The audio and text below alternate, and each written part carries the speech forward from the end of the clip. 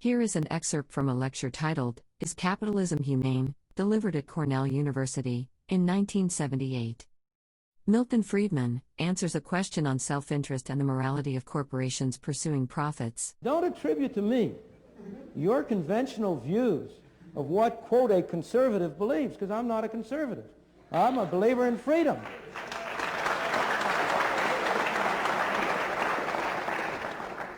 Well, then I'd like to talk about that using an example, freedom.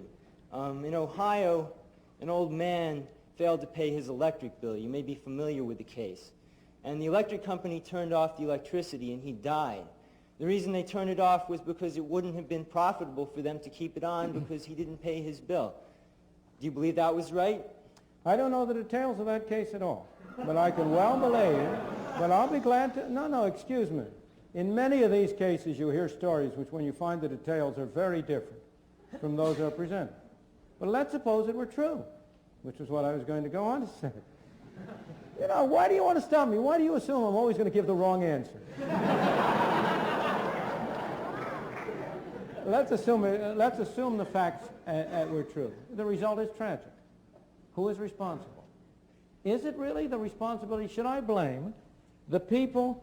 Let's suppose that for a moment, let's suppose that the electric company were to follow the practice of never turning off anybody's electricity. Let's just for a moment take that other extreme. Then this wouldn't have happened. Who would pay the cost? Are those the only two alternatives? Well, for a moment, we can come to other alternatives, but I just want to show you the logic of the case. Because You're I want to show you... absurdity. No, it's not an absurdity, because I want to show you that what you have to ask about are the costs imposed on different individuals. The electric company is meaningless. The electric company is a non-human institution.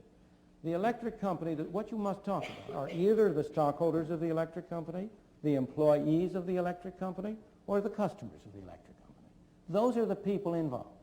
Now, if you go to the other extreme and adopt a policy that the electric company will never turn anything off, then you effectively institute a system under which the only people who will pay for electricity will be those who pay for it voluntarily.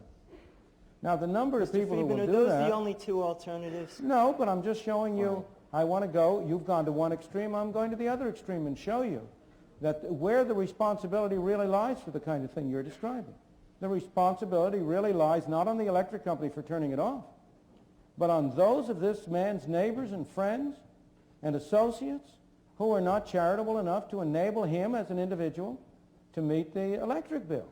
You're blaming the wrong person for what happened. Okay, well, I think people understand that example. Thank you for watching. For more local news, go to www.localnews.com. That is news with an S and a Z at the end.